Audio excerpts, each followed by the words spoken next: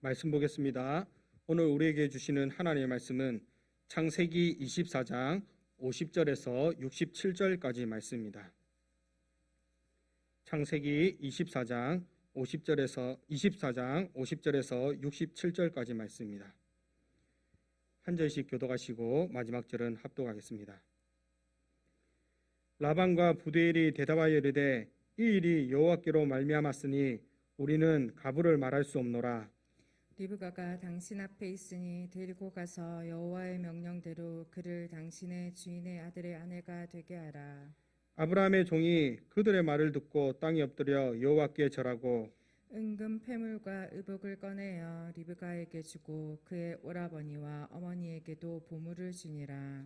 이에 그들 곧 종과 동행자들이 먹고 마시고 유숙하고 아침에 일어나서 그가 이르되 나를 보내어 내 주인에게로 돌아가게 하소서.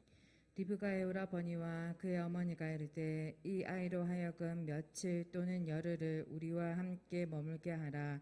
그 후에 그가 갈 것이니라. 그 사람이 그들에게 이르되 나를 만류하지 마소서. 여호와께서 내게 형통한 길을 주셨으니 나를 보내어 내 주인에게로 돌아가게 하소서.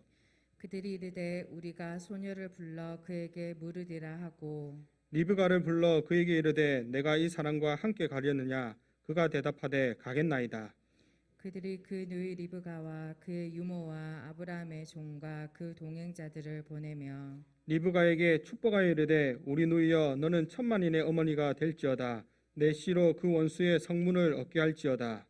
리브가가 일어나 여자 종들과 함께 낙타를 타고 그 사람을 따라가니 그 종이 리브가를 데리고 가니라. 그때 이삭이 부엘라 헤로이에서 왔으니 그가 네게부 지역에 거주하였음이라. 이삭이 저물 때에 들에 나가 묵상하다가 눈을 들어보매 낙타들이 오는지라. 리브가가 눈을 들어 이삭을 바라보고 낙타에서 내려 종에게 말하되 들에서 배회하다가 우리에게로 마주오는 자가 누구냐. 종이 이르되 이는 내 주인이니이다.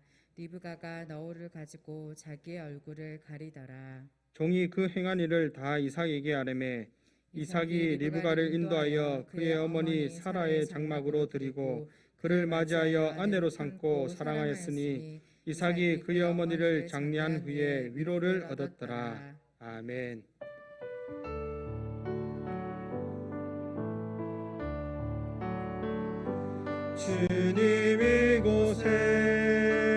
주님 이곳에 우리와 함께 하시네. 나의 몸과 마 경배 드리네. 주님 이곳에 계시네. 상한 심령을 위로하시며 병든 우리 몸 고쳐주시네. 결박을 끊고 자유 주시네. 주님 이곳에 계시네. 아멘. 할렐루야. 주일을 기억하고 하나님께 예배하는 우리 성도님들, 그리고 각 처소에서, 그리고 오늘 예배당에 나와서 예배하는 우리 성도님들, 예배한다는 것은 우리가 바로 하나님의 백성이고 하나님의 자녀의 표라는 사실을 믿으시기 바랍니다. 나는 하나님의 백성이다. 나는 하나님의 자녀다. 그러므로 주일 시간을 다르게 보내지 아니하고 하나님께 예배한다. 이런 마음의 그런 결심과 그리고 그런 깨달음을 가지고 우리가 예배 시간에 나와야 될 줄로 믿습니다. 우리 앞뒤로 한번 인사하십시다. 우리는 하나님의 백성입니다. 우리는 하나님의 백성입니다. 여러분들 말씀을 보고 그리고 설교를 들을 때마다 꼭 세 가지를 생각하셔야 됩니다. 세 가지. 첫 번째는 하나님이 어떤 분인가. 말씀을 통하여 성경에 나타난 하나님이 어떤 분인가. 이것을 항상 생각하셔야 됩니다. 하나님이 어떤 분인가. 두 번째는 그 하나님이 어떻게 일하시는가. 하나님이 어떻게 역사하시는가. 그것을 늘 염두하면서 말씀을 보시고 성경을 보셔야 됩니다. 세 번째는 그렇다면 지금 나는 어떻게 행해야 되고 어떻게 살아야 하는가. 이 세 가지. 하나님이 어떤 분이고 하나님이 어떻게 일하시고 역사하시고 그리고 나는 지금 어떻게 살아야 하는가, 어떻게 행동해야 되는가, 이 세 가지를 늘 염두하시고 말씀을 들으시고 그리고 또 말씀을 보시기를 바랍니다. 오늘 이제 창세기 24장 아브라함의 며느리 리브가를 구하는 이야기가 끝이 나는 이야기입니다. 아브라함의 종이 이삭의 아내 아브라함의 며느리 이 리브가를 데리고 오는데 24장 한 장 전체를 걸쳐서 기록을 했습니다. 그것도 창세기에서 가장 긴 67절을 할애하면서 이 이삭의 아내 구하는 일을 성경은 기록하고 있습니다. 여러분, 결혼은 너무나 중요한 것인지 우리가 다 알고 계시죠?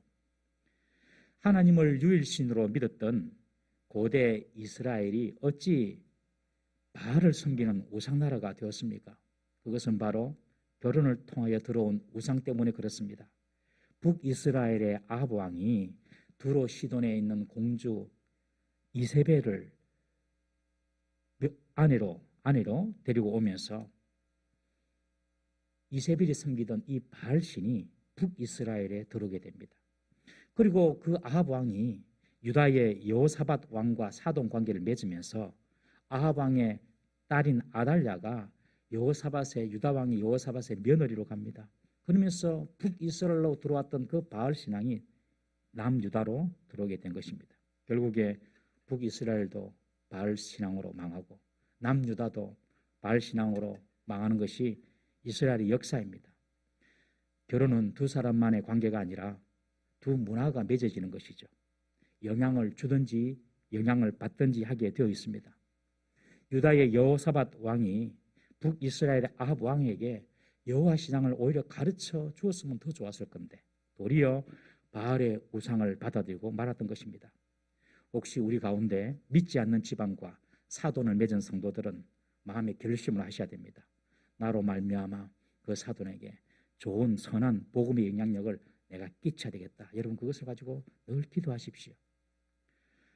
우리를 통해서 하나님은 몰랐던 배우자 그리고 사돈, 시댁 식구들까지 다 복음이 무엇인지 깨닫고 구원받는 역사가 일어나기를 주의 이름으로 축원합니다.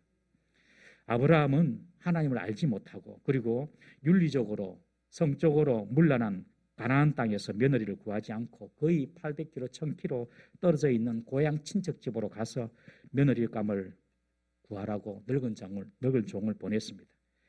아브라함은 조급하고 그리고 손쉬운 방법으로 아들 이삭의 결혼을 준비하지 않습니다. 먼 거리를, 그리고 누구를 만날지 보장도 안 된 그 사람을 찾으러 길을 떠나게 한 것입니다. 오직 하나님이 준비하실 것이다. 이 믿음만 가지고 종을 출발시켰습니다. 여러분, 결혼은 발에 걸리는 대로 하는 것이 아닙니다. 눈이 간다고 결혼하는 것이 아닙니다. 결혼에는 더딘 시간이라는 것도 없습니다. 어떤 사람은 20대, 30대 배우자를 만나기도 하지만 어떤 사람은 40대, 50대에도 만날 수가 있는 것입니다. 언제 만나는가가 중요한 것이 아니라 제대로 잘 만나는 것이 중요한 것입니다. 결혼을 손쉽게 해치우려 해서는 안 되는 것입니다. 결혼이 하나님이 간섭하시는 사건이 되도록 우리는 기도로 마음으로 준비해야 할 줄로 믿습니다. 하나님의 인도하심으로 무사히 라반의 집에 도착한 아브라함의 종은요, 자신이 아브라함에게 위임받은 내용과 그리고 여기까지 인도하신 하나님의 섭리를 리브가의 오라비 라반과 아버지 브두엘에게 쭉 상세하게 설명을 하고 이제 그 리브가를 이삭의 아내로 허락해 줄지 안 줄지 가부간에 결정을 해달라, 그렇게 지금 요청한 상태입니다. 그것이 지난주까지의 이야기였습니다. 종의 이야기를 다 들었던 라반과 브두엘은 이 모든 일이 여호와께로부터 말미암은 것인 것을 인정을 합니다. 그리고 리브가를 데려가도 좋다고 허락합니다. 이들은 하나님만을 유일신으로 섬기는 자들이 아니었지만 하나님에 대한 기본적인 신앙은 있었기 때문에 아브라함의 종 엘리에셀의 확신과 지금까지 그 하나님께서 엘리에셀을 인도하신 그 과정을 쭉 보면서 정말 하나님이 인도하신 거 맞다, 그렇게 인정을 하지 않을 수가 없었습니다. 인정을 하고 리브가의 혼인이 하나님으로부터 말미암았다라고 그렇게 고백을 하게 되는 것입니다. 결혼은 사람이 모여서 하는 사람의 만남 같지만 결혼은 하나님의 사건으로 이루어지는 일인 줄 우리가 알아야 합니다. 결혼은 하나님이 에덴 동산에서 제정하신 하나님의 계획입니다.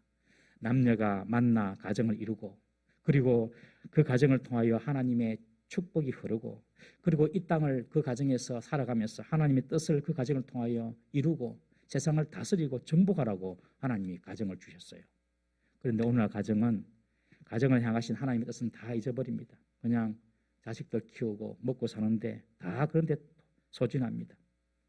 가족 구성원도요. 지금은 남녀가 아니라 이제는 남자 아내를 봐야 되는 시대가 되고 여자 남편을 보는 시대가 되고 있고요. 남자 며느리를 봐야 되는 시대가 있고요. 남자 사위를 봐야 되는 그런 시대로 지금 가고 있습니다, 여러분. 이미 세계는 그렇게 가고 있고 아직까지 우리 대한민국은 남아 있습니다. 그런데 그렇지만 지금 포괄적인 종교 차별법 때문에 지금 우리도 그렇게 되고 있다는 거예요. 우리 교회가 이것을 막아야 됩니다, 여러분. 하나님의 뜻을 모르니까 사람들이 결혼을 마치 인간의 결혼을 동물의 짝짓기 정도로 생각하는 것입니다. 가정을 통하여서 하나님께서 계획하시는 그 하나님의 계획과 뜻이 있는데 그걸 잊어버리고 사니까 그냥 내 눈에 좋은 대로 사람 만나서 사는 것이 가정인 줄 안다는 것이죠. 여러분, 하나님을 모르고 결혼했다 할지라도 그 결혼이 하나님의 섭리 가운데 지금의 배우자를 내가 만났다 이렇게 꼭 믿으시기를 바랍니다. 결혼을 내가 선택한 것 같고 또는 어찌어찌해서 결혼한 것 같지만 하나님의 사람에게는 반드시 하나님의 인도로 되어졌음을 믿어야 합니다. 그래야지 축복이 임합니다. 오늘 집에 돌아가시면 여러분들의 남편, 여러분들 아내들에게 그렇게 말씀하십시오. 우리의 만남은 우연이 아니야. 하나님의 섭리야. 그래야지 복이 임한데 여러분 지금까지 살면서 10년, 20년 살면서도 내가 저 사람 안 만나야 되는데 그래서 복이 절대로 임하지 않습니다. 하나님께서 나를 인도하셔서 우리를 만나도 인도하셔서 당신의 만남은 하나님의 섭리야. 여러분 그렇게 말해 주십시오. 아멘이십니까?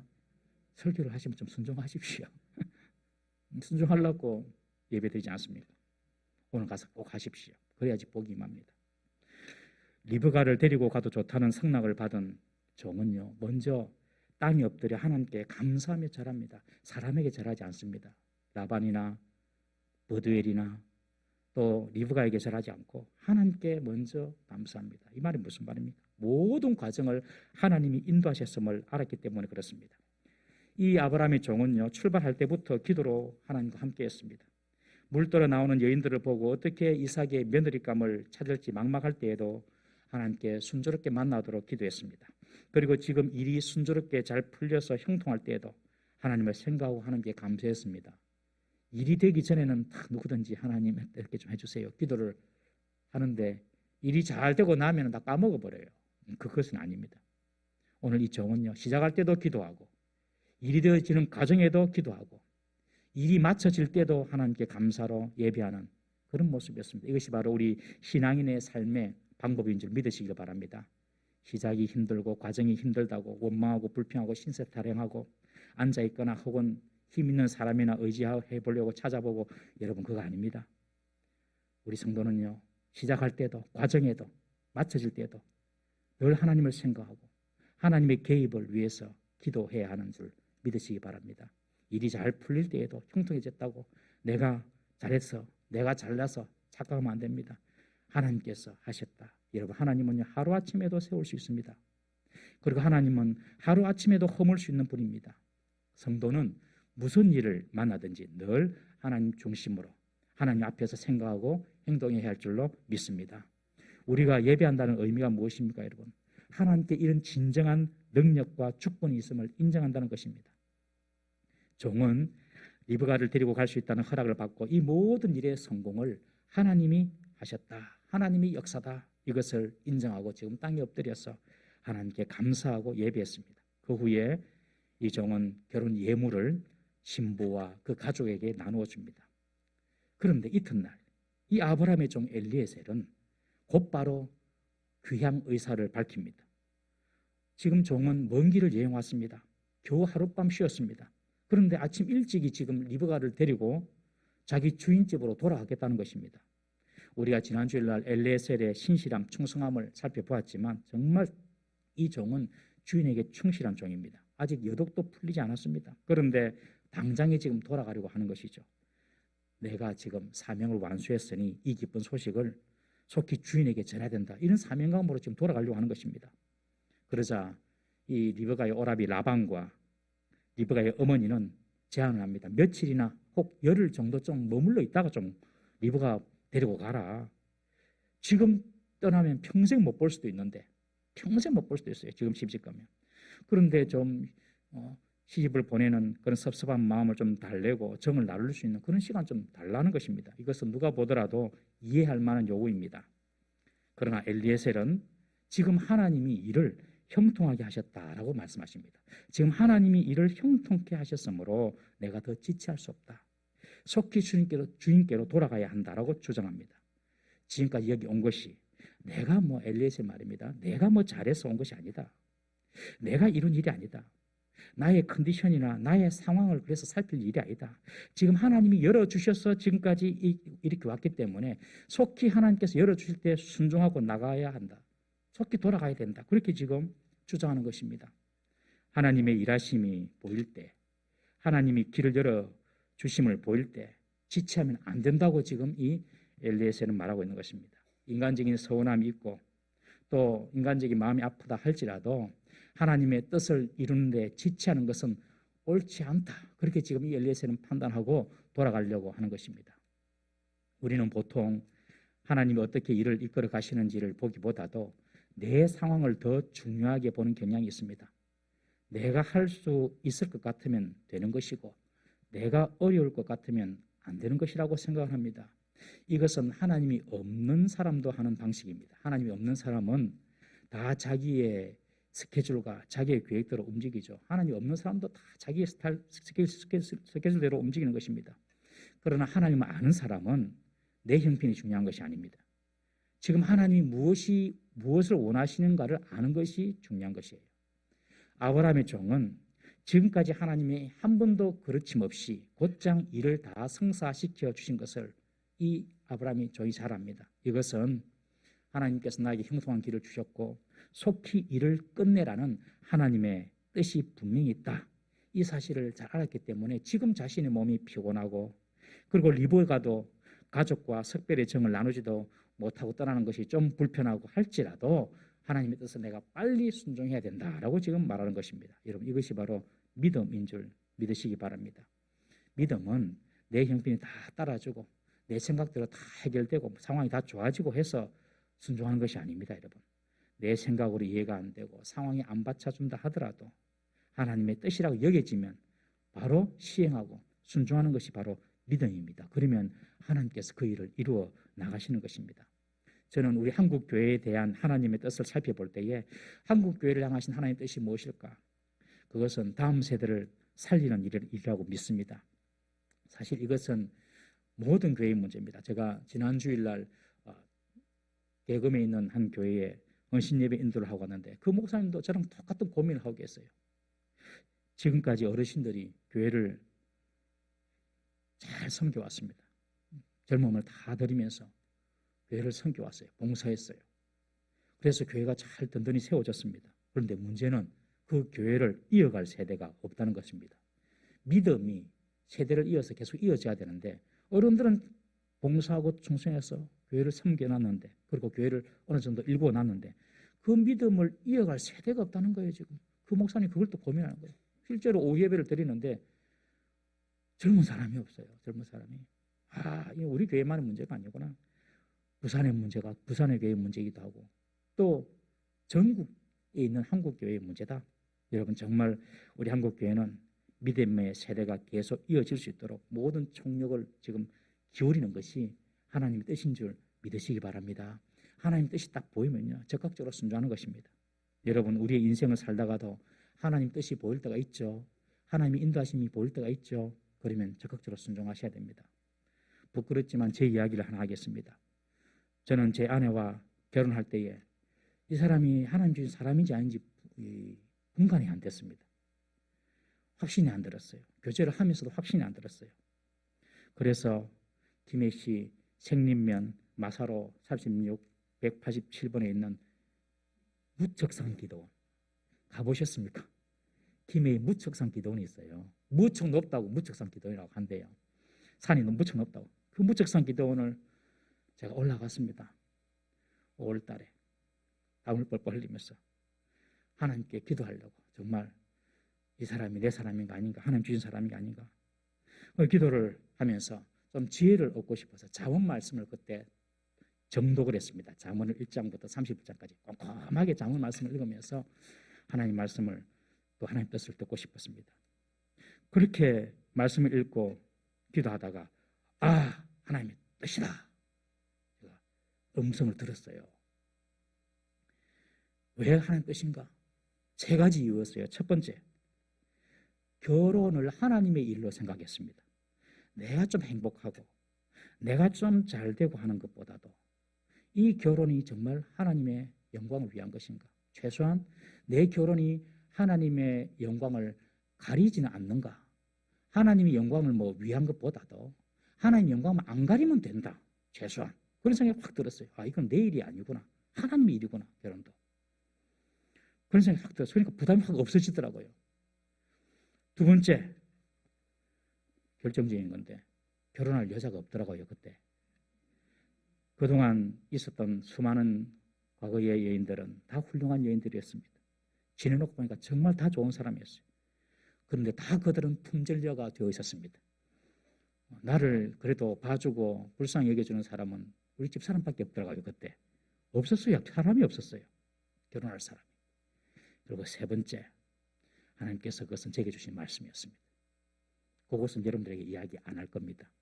그래서 이 3가지, 첫 번째, 결혼은 네 일이 아니다, 하나님의 일이다. 하나님의 영광에 누가 안 되면 된다. 두 번째, 결혼할 사람이 지금 없다는 거예요. 심각한 거죠. 그 사람 말고는, 지금 살고 있는 사람 말고는. 그래서 결혼해도 되겠구나. 그래 내려와가지고 결혼하자 해가지고 2달 만에 결혼했습니다. 7월 달에. 여러분, 하나님은 늘 우리의 삶을 인도하고 계십니다. 이 사실을 꼭 믿으십시오. 하나님은 지금도 우리의 삶을 인도하고 계신다. 이 사실을 꼭 기억하고 기도를 하고 말씀을 보면요, 내가 뭘 해야 되겠지 알 수가 있는 것입니다. 하나님의 인도하심이 눈에 보일 때 여러분, 그때는 나의 형편과 상관없이 지체 없이 순종하면서 행동해야 하는 것입니다.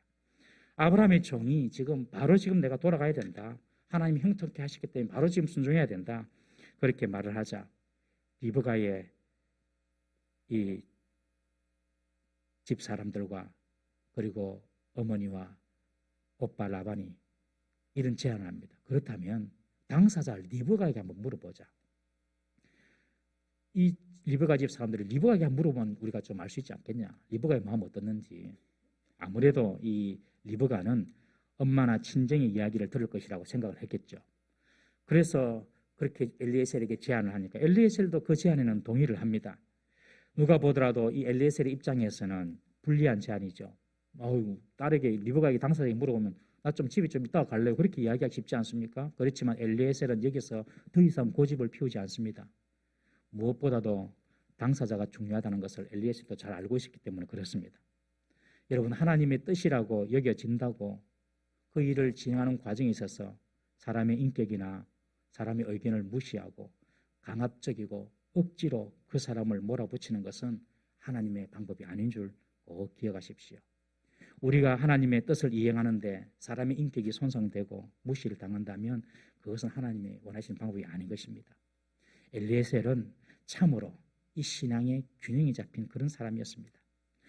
좋습니다. 리브가에게 한번 물어봅시다. 그래서 리브가에게 묻습니다.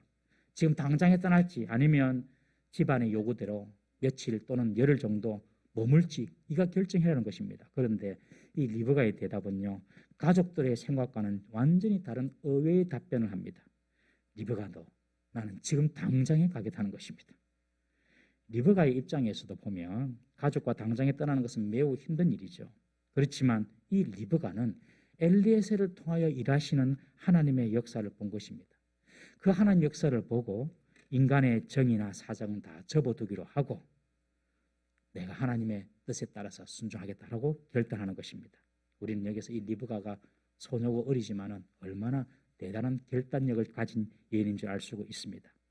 리브가는 과감하게 아버지의 집에서 자신의 과거의 삶을 정리하고 이제 미래의 삶을 선택한 것입니다. 대단한 결단이죠. 옛것을 과감히 정리해버리고 이제 앞으로 있을 새로운 시간을 수용하고 그 새로운 시간에 자신을 맡기는 것입니다. 인간의 정의나 관계보다도 하나님의 역사에 자신의 운명을 맡기는 것입니다. 여러분, 하나님의 역사에 반대되는 인간의 정의나 관계가 있습니다. 그런 것은 끊어버려야 됩니다. 여러분, 결혼은 결단을 통해서 이루어지는 것입니다. 아무리 좋아하는 마음이 있어도 결혼하기로 결단하지 못하면 결혼할 수가 없는 것입니다. 인생도 그렇죠. 인생도 결단하는 인생이 성공하는 인생이 될 수가 있습니다. 김장한 목사님이 쓴 큐티 365라는 책이 있습니다. 그 책에 보면 이런 예화가 있습니다. 세계적으로 유명한 변화 심리학의 최고 권위자인 앤서니 라빈스라는 사람이 있습니다. 그 사람이 쓴 책이 있는데 내 안에 잠든 거인을 깨워라. 이게 아주 유명한 베스트셀러입니다. 내 안에 잠든 거인을 깨워라. 이 책은요, 자신의 실제적인 체험담을 이제 성공하게 기술로 풀어서 쓴 책입니다. 이 라빈스는 캘리포니아 베니스라는 가난한 사람들이 모여 사는 그런 지역에 10평 정도의 독신 아파트에 살았던 사람입니다. 이 사람은. 거기서 살면서 매일매일 끼니를 걱정하면서 살았던 사람입니다. 배우지 못한 절망감과 어느 누구에게도 인정받지 못하는 열등감으로 하루하루를 지냈던 사람입니다. 차비가 없어서 먼 길을 걸어가야 했고 쓰레기통을 뒤지면서 남이 입다 버린 옷을 걸치며 살아야 했던 사람입니다. 그런 그가 국제상공회의소가 선정한 세계에서 가장 뛰어난 인물 10에 꼽히고 수백만 달러짜리 고급 주택에서 부를 누리면서 전용기를 타고 다니면서 많은 대중들 앞에서 성공학 강의를 하는 강사가 된 것입니다. 왜 당신은 어떻게 해서 이런 어떤 일들을 하게 되었습니까? 그 사람이 터닝 포인트를 묻자 그는 이런 말을 합니다. 나는 가난한 빈민굴에서 내 인생을 마치기는 너무 억울하다. 나는 그렇게 생각했다는 것입니다. 그리고 나의 모든 것을 내가 바꿔야겠다. 이렇게 생각했다는 것입니다. 그리고 아무도 내 인생을 대신 살아주지 않는다. 그래서 나는 나를 바꿔야 되겠다. 이런 결단. 나는 이런 결단을 했다. 그 결단이 내 인생을 바꾸어 놓는 출발점이 되었다. 그렇게 고백합니다. 미국에 대재벌인 킴슨이라는 사람이 있는데 이 사람도 원래는 아주 가난한 고아였습니다. 이 킴슨에게 그 성공의 비결을 늘 궁금해하던 한 친구가 있었습니다. 그 친구가 킴슨에게 묻습니다. 당신이 그렇게 부자가 된 목재사장인데 부자가 된 비결이 무엇입니까? 그렇게 물으니 이 킴슨은 아주 진지한 표정으로 말했습니다. 내게는 4가지 성공 비법이 있다. 첫 번째, 하나님을 잘 믿고 주일 성수를 철저히 한다. 두 번째, 시간을 낭비하지 않고 부지런히 일한다. 세 번째, 술을 마시지 않는다.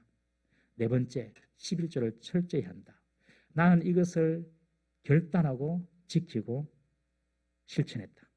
이것이 내 인생의 성공을 가져둔 비결이다. 이 친구가 그 킴슨의 충고를 듣고 그대로 행동 옮겼습니다. 그리고 놀랍게도 10년 만에 그 친구 역시 거부가 되었다는 그런 이야기가 있습니다. 여러분, 한순간의 작은 변화, 작은 결심, 작은 결단이 먼 훗날에 큰 차이점을 만들어냄을 믿으시기를 바랍니다. 어떤 분야든지 성공한 사람은요, 모두가 다 뛰어난 결단력을 가지고 있었던 것입니다. 이런 리브가의 결단의 모습은 우리가 신앙을 가지고 예수님을 따를 때 가져야 하는 그리스도인들의 모습이라고 볼 수가 있습니다. 여러분, 주님을 따르기 위해 우리가 절제하고 우리가 포기해야 할 것이 있다면 그것을 과감하게 결단해야 하는 것입니다. 여호수아 24장에 보면 이것은 여호수아가 이제 가나안 정복 전쟁을 마치고 나이가 들어서 늙어서 이제 리더의 자리에 물러날 때에 이스라엘 백성이 했던 마지막 고별 설교가 바로 여호수아 24장인데 그 고별 설교에서 이스라엘 백성에게 여호수아는 결단을 요구합니다. 우리 24장 15절 말씀 한번 읽어보겠습니다. 시작. 만일 여호와를 섬기는 것이 너희에게 좋지 않게 보이거든 너희 조상들이 강 저쪽에서 섬기던 신이든지 또는 너희가 거주하는 땅에 있는 아무리 족속의 신이든지 너희가 섬길 자를 오늘 택하라.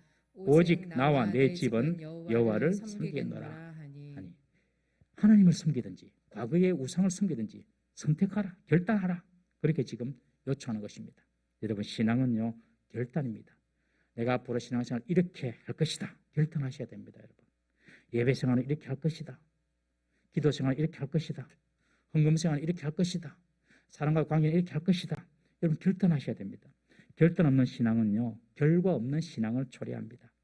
수십 년을 믿어도 믿음의 역사가 없고 믿음의 간증이 없고 수십 년을 믿어도 하나님으로부터 받은 어떤 구체적이고 남에게 이야기해 줄 수 있는 그런 증거가 없다면 여러분 결단하지 않아서 그런 것입니다. 결단을 해야 됩니다. 결단에는 포기가 동반됩니다. 다른 여자를 버려야지 신부를 얻을 수 있습니다. 다른 남자를 버려야지 신랑을 얻을 수 있습니다. 여러분 세상을 버려야지 신앙의 풍성한 온전한 축복을 우리가 누리게 되는 것입니다. 주님을 따르기 위해 세상의 것을 포기하면 주님은 놀라운 것으로 상상하지 못한 것으로 갚아주시는 것입니다. 우리가 더 신령하고 더 좋은 것을 얻기 위해서 과거에 익숙한 것들과는 작별하는 그런 결단이 있어야 하는 것입니다. 리브가가 이삭과의 결혼을 위해서 과감히 출발하기로 결단한 것처럼 우리들도 신랑 되신 예수님을 따르기 위해서 포기해야 할 것이 있다면 과감히 포기하고 정리하고 결단해야 하는 것입니다. 리브가의 결단을 들은 라반과 그 라반의 집도 참 대단합니다. 아니 리브가가 나도 바로 가겠어요. 그런 이야기하니 마음으로 얼마나 서운했겠습니까? 그렇지만 리브가를 타박하거나 나무라지 않습니다. 오늘 본문에 보면 도리어 축복해 줍니다. 라반이 마지막에 리브가에게 축복한 말을 보십시오. 천만인의 어미가 되고 원수의 성문을 얻으리라. 이 이야기는 사라가 받았던 말씀입니다. 사라가 받았던 말씀. 이 사라가 받았던 말씀을 그대로 하나님께서 라반의 입술을 통해서 지금 리브가에게 전해주는 것입니다. 하나님께서 장차 이루실 그 축복이 지금 반드시 성취될 것을 보여주는 복선인 것입니다. 여러분 우리 자식이 때로는 마음에 안 드는 결혼을 할 때가 있습니다. 그렇지 않습니까? 그때에 축복해 주기가 참 쉽지 않습니다. 어떤 부모님들은요 며느리 사이가 마음에 안 든다고 결혼식장에도 안 가시는 분이 있더라고요. 실제로 있습니다. 여러분 그럴 때 어떻게 해야 됩니까, 여러분? 마음에 안 드는 며느리, 마음에 안 드는 사위에 오면 여러분 우리 성도들은 그럼에도 불구하고 꼭 축복해 주어야 하는 것입니다. 우리가 하는 축복은요 사람의 축복이 아닙니다, 여러분. 우리가 하는 축복은 하나님의 이름으로 하나님의 능력과 하나님의 은혜를 빌어서 하는 하나님의 축복입니다. 여러분 하나님의 축복은요 이 세상에 있는 그 어떤 저주와 고통도 다 끊어버릴 수 있는 능력 있는 축복임을 믿으시기를 바랍니다. 자식이 마음에 안 드는 결혼을 하고 자식이 잘못하는 결혼을 한다 하더라도 여러분 부모라면 하나님의 이름으로 축복해 주십시오. 부모의 축복이 자식의 실수와 자식의 죄와 자식의 저주를 끊어버립니다. 여러분. 부모가 축복해주면 자식에게 있던 어두운 저주의 그림이 다 물러나는 것입니다. 여러분. 우리가 그걸 알아야 됩니다. 그래서 부모는 그럼에도 불구하고 축복해줘야 되는 것입니다. 이 리브가가 당장에 떠나겠다고 말하니 가족들은 서운했지만 그러나 이 라반을 통하여서 하나님은 축복해 주는 것입니다. 네가 천만인의 어머니가 될 거야. 너는 너의 원수들의 성문을 네가 차지할 거야. 한번 따라 합시다. 나의 축복이 모든 저주를 몰아낼 것이다. 믿으십시오. 그리고 자녀들에게는 마음에 안 들더라도 축복해 주십시오. 집안의 축복을 받고 이 리브가는 자신의 유모와 다른 종을 데리고 엘리에셀과 함께 이삭이 있는 곳으로 출발을 합니다. 이때 아브라함과 이삭은 사라의 죽음 이후에 처음에 헤브론에 살았는데 그 헤브론에서 더 남방으로 내려와서 살았던 것 같습니다. 리브가가 아브라함의 집으로 올 때에 이삭은 브엘라 헤로이라는 그곳에서 있었습니다. 브엘라 헤로이 많이 들어보셨죠? 과거에 하갈이 사라에게 쫓겨났을 때에 그곳에서 하나님을 만났던 곳입니다. 하나님께서 이 하갈에게 내가 너를 살피고 내가 너를 돌본다 이런 경험을 한 곳이 바로 브엘라 헤로입니다. 그래서 그 브엘라 헤로이란 말은 살피시고 감찰하시는 하나님의 우물이란 뜻이죠. 이삭이 그 브엘라 헤로에서 묵상을 하다가 리브가를 데리고 오는 엘리에셀 일행을 만난 것입니다. 여기서 묵상한다는 것은 생각하고 기도한다는 뜻입니다. 이삭이 하나님을 묵상하면서 또 자신의 결혼에 대해서 그곳에서 기도했던 것이죠. 하나님, 이 브엘라 헤로이 나를 감찰하시고 나를 살펴보시는 하나님, 나의 결혼도 하나님께서 인도해 달라고 아마 그렇게 기도를 했을 것입니다. 이런 기도하는 자에게 하나님의 인도하심이 임하는 것입니다. 여러분 정말 간절하게 어떤 기도의 제목을 가지고 한번 기도해 보십시오. 하나님의 역사를 보게 될 것입니다. 이삭이 문득 눈을 들어서 북쪽 하람 방향을 쳐다보니까 낙타들이 오는 거예요. 이때 리브가도 이삭을 봅니다. 먼 거리를 두고 두 사람의 시선이 지금 마주칩니다. 한 번도 본 적이 없습니다. 한 번도 만난 적이 없는 두 사람입니다.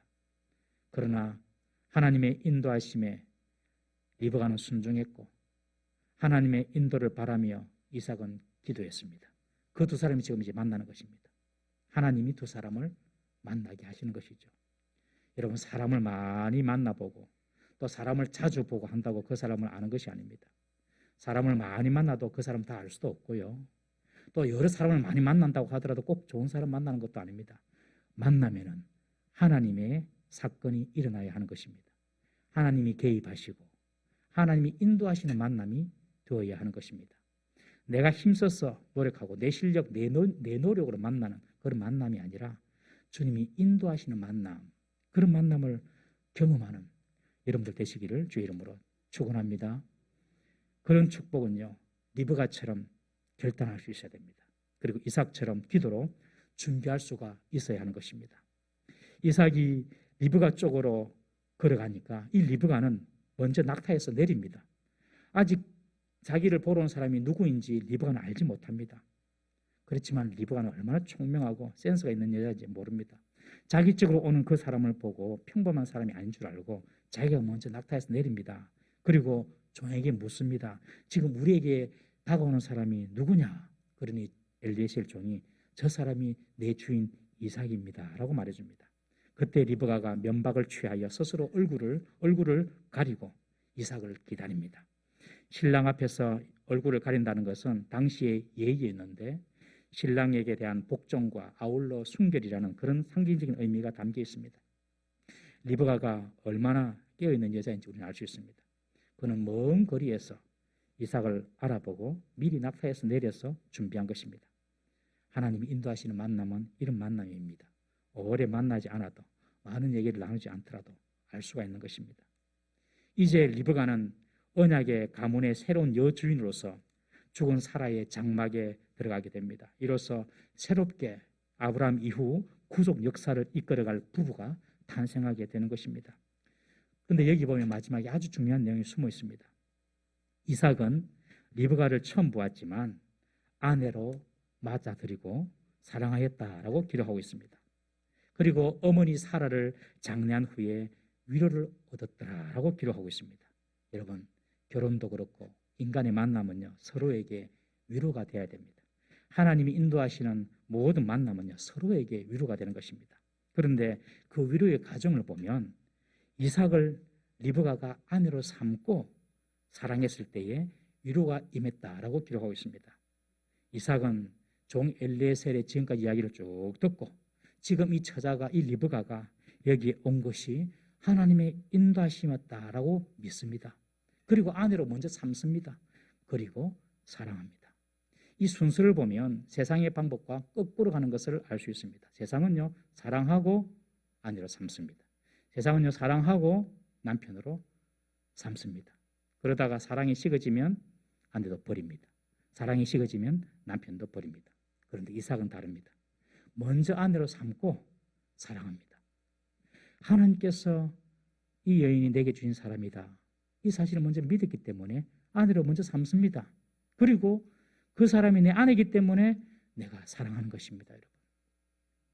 사랑해서 아내가 되는 것이 아니라 아내가 되었으니 사랑하는 것입니다. 사랑해서 남편이 되는 것이 아니라 남편이 되었으니 사랑하는 것입니다. 그리고 이런 사랑을 할 때에 위로가 임하는 것입니다. 여러분.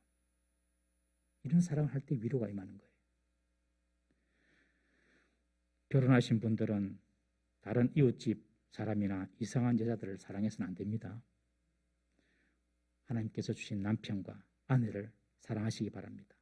그러면 위로가 임합니다. 사랑해서 남편 아내가 되는 것이 아닙니다.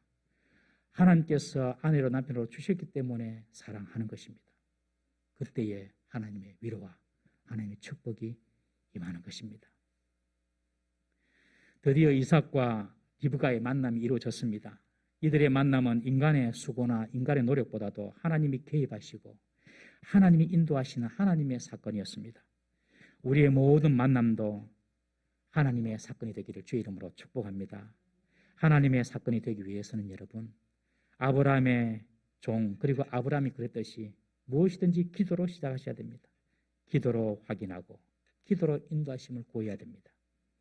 그리고 당사자 리브가처럼 과감한 결단으로 하나님의 역사에 자신의 미래를 맡길 수 있어야 됩니다. 이삭처럼 베엘라 헤로이에서 자신을 감찰하시고 돌보시는 하나님을 신뢰하면서 기도로 기다릴 줄 알아야 됩니다. 그때에 하나님께서 개입하시는 하나님의 사건이 일어나는 것입니다.